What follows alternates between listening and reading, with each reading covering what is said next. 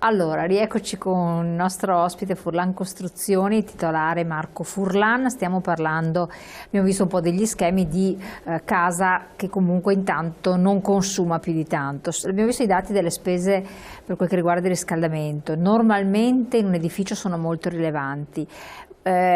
Secondo i dati di Federconsumatori abbiamo visto che sono circa 1.700 euro l'anno, chi più chi meno, sugli 80 metri quadri. Ci sono case che spendono anche di molto di più, chi riesce un po' a contenere la cifra. Quanto un'abitazione, un appartamento sui 100 metri quadri costruito da voi, che tipo di risparmio può avere? Può avere un risparmio notevole, soprattutto se paragonato ai consumi medi presentati da Federconsumatori. È chiaro che si tratta di un consumo medio dove si prende dentro vecchio e nuovo, quindi è un consumo, come ha detto lei giustamente, ci sono abitazioni che consumano di più, ma anche abitazioni che consumano meno. Ad esempio una nuova abitazione in classe A o B sicuramente ha consumi inferiori. Nel nostro caso andiamo ad avere veramente un notevole abbattimento. Ho portato anche un contributo dove proprio andiamo a vedere quali sono i risultati. Possiamo vederlo? Sì, è il contributo 2, se possiamo lanciarlo. Ecco. Questo è uno schema di un appartamento, no? Esatto, questo è uno schema di un appartamento. Cosa abbiamo? Abbiamo un appartamento con soggiorno, cucina, 2 camere, 2 bagni, un terrazzo scoperto. Un bel terrazzo grande. Un bel terrazzo grande e la classica tipologia da famiglia. Infatti in questo appartamento ci abitano 4 persone, una coppia con 2 bambini piccoli. Io proprio vado a monitorare quelli che sono i consumi, perché voglio avere la certezza del dato per essere sicuro che gli investimenti che abbiamo fatto siano andati sulla direzione giusta. Quindi se passiamo alla seconda slide possiamo vedere che nel 2014 questa abitazione ha avuto questi consumi qua. Parliamo di un consumo complessivo di 3.845 kW. Poi per il riscaldamento 918 kW, per il raffrescamento 100 kW, per la produzione di acqua calda 1080, quindi magari ci si ritrova con i conti, chi li tiene i conti di casa. Complessivo pompa di calore 2098. Esatto, questo qua, Elena, scusi, questo qua è la somma dei dati precedenti, perché è la pompa di calore che mi fa riscaldamento e raffrescamento della calda. Quindi il consumo complessivo che mi ha dato la pompa di calore è stato di 2098. Però abbiamo l'energia fotovoltaica prodotta, sono 2750, quindi che va a compensare. Esatto, no? Come vediamo l'energia fotovoltaica prodotta addirittura è superiore a quello che ho consumato per far funzionare la pompa di calore durante tutto l'anno. Questo cosa comporta? Comporta che se io vado a prendere il consumo che ho avuto con la pompa di calore e a questo vado a detrarre quello che sono riuscito a risparmiare grazie all'impianto fotovoltaico presente nell'abitazione, questa pompa di calore mi è costata in un anno 70,75 euro per riscaldare, raffrescare e fare acqua calda sanitaria. Quindi complessivo 2014 sperimentato sul campo in questo appartamento che è stato preso sono sui 683 euro costo complessivo di energia elettrica. Complessivo. Anche gli ascensori possono essere alimentati da un fotovoltaico, sarebbe un buon risparmio per un condominio? Assolutamente sì, anche gli ascensori possono essere alimentati da un fotovoltaico, anche se personalmente preferisco puntare ad ascensori a basso risparmio energetico. Oggi ci sono ascensori che funzionano veramente con consumi estremamente ridotti, addirittura ascensori che nella fase di discesa producono energia, perché chiaramente scendendo, c'è un'energia che si produce, che se si riesce ad accumulare può diventare energia elettrica che mi serve poi per far funzionare l'ascensore. Anche perché il fotovoltaico, a mio avviso, sulle parti comuni, ad esempio adesso c'è l'obbligo di una determinata quantità di energia fotovoltaica per ogni nuova costruzione.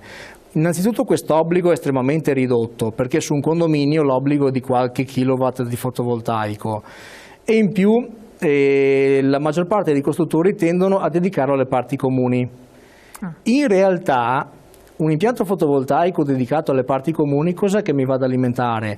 L'ascensore nelle corse diurne e poco altro, perché l'illuminazione notturna delle parti comuni non la posso alimentare col fotovoltaico perché la notte chiaramente non ho energia prodotta e di conseguenza ho un impianto fotovoltaico che è sfruttato in maniera estremamente ridotta. Un'abitazione e un fotovoltaico invece presente in un'abitazione con pompa di calore mi permette un elevato autoconsumo perché fino a che io produco riesco a riscaldare e a fare acqua calda. A differenza di una caldaia che per scaldare e fare acqua calda deve consumare gas e di conseguenza anche se ho un impianto fotovoltaico installato non riesco ad utilizzare questa energia perché l'energia elettrica mi serve soltanto per far funzionare gli elettrodomestici o per accendere le luci. Assolutamente. Ecco, prima raccontava come aneddoto il fatto che comunque le persone devono un po' anche cambiare mentalità, no? Perché esatto. Racconti quello che mi stava dicendo nel caso di un vostro cliente.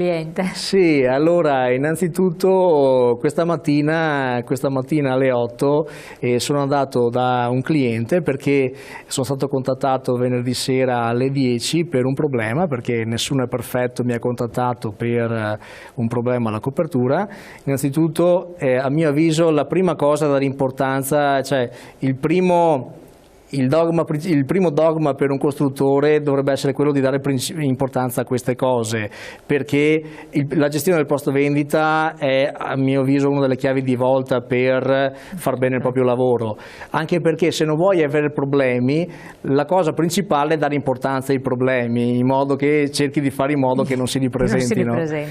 Un cliente mi ha chiamato venerdì sera alle 10, questa mattina alle 8 eravamo sul posto ad intervenire e niente, parlando con i vari condomini è emerso che c'è chi fa le lavatrici la sera nei nostri appartamenti, che è un paradosso perché ogni appartamento appunto è dotato di impianto fotovoltaico, per cui devi capire che durante il giorno tu produci energia elettrica e quindi è importante sfruttarla, quindi la lavatrice non farla la sera quando sei a casa, ma programmala che parta durante il giorno perché hai energia accumulata, perché hai energia disponibile gratuita. Infatti, un attimo solo, vediamo se c'è la telefonata. Pronto?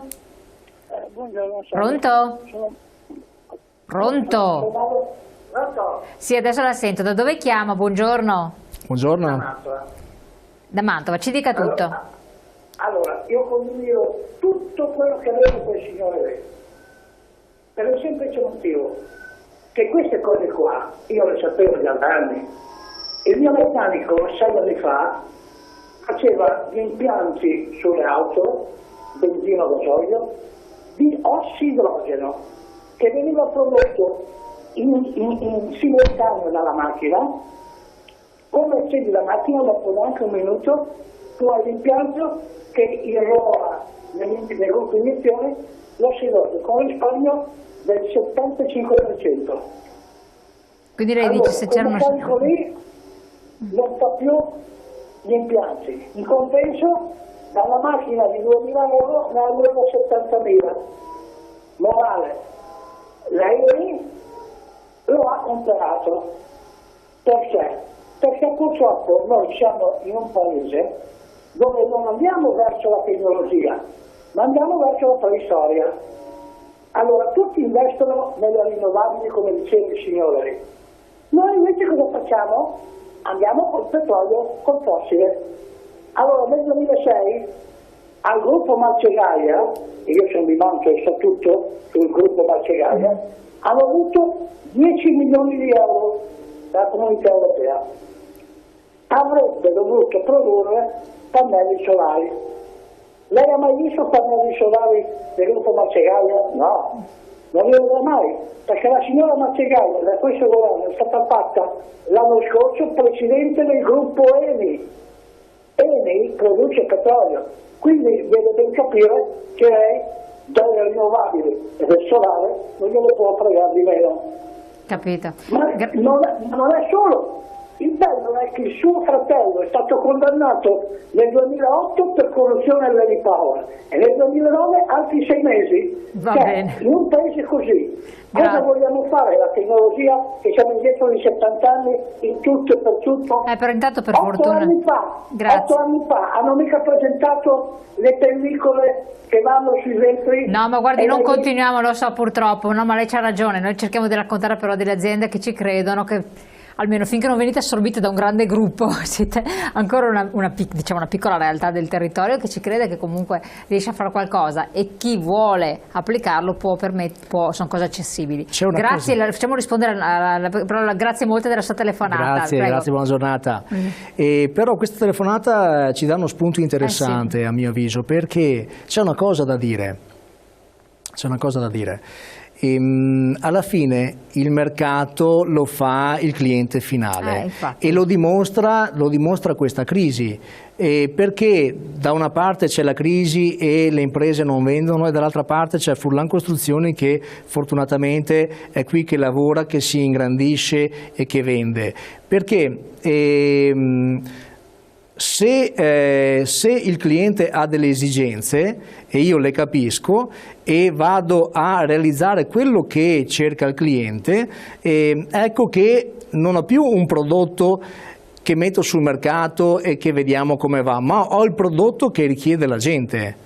E un'altra cosa importante, faccio un plauso particolare a TV7, forse non so se si debba fare, non sono pratico di queste cose, però mi viene da farlo, perché è importante divulgare queste cose, far capire che oggi si deve costruire così, perché alla fine, tornando al discorso che il coltello dalla parte del manico ce l'ha il cliente, perché se decide che un prodotto non è valido non lo compra, e bisogna capire, bisogna far capire che le possibilità ci sono, si riescono a ottenere prodotti di questo tipo e pertanto il mercato sa dove orientarsi. L'importante è conoscere certe cose, perché come diceva il nostro telespettatore, magari c'era un artigiano che lo faceva chissà quanti anni fa su un autoveicolo, poi adesso è stato acquisito da qualche multinazionale, poi per carità non fa comodo al sistema, viene annientato, però sapere che ci sono delle opportunità, si possono fare, chi ci crede, il cliente appunto fa la differenza. Nel caso che ha riportato il signore, questa persona non è riuscita. Le aziende familiari del nord-est rendono orgoglioso questo territorio, sempre pronto all'innovazione. Grazie Andrea da Treviso. Grazie a lei Andrea, molto gentile. E in questo caso qua questa persona è stata bloccata e aveva un potenziale in mano, ma non è riuscito a proporlo al mercato. È chiaro che è importante fare informazione sia in un senso che nell'altro. Sapere, conoscere le cose. Noi cerchiamo di darvi gli strumenti con il nostro ospite. Torniamo con voi subitissimo, pubblicità, pochi secondi.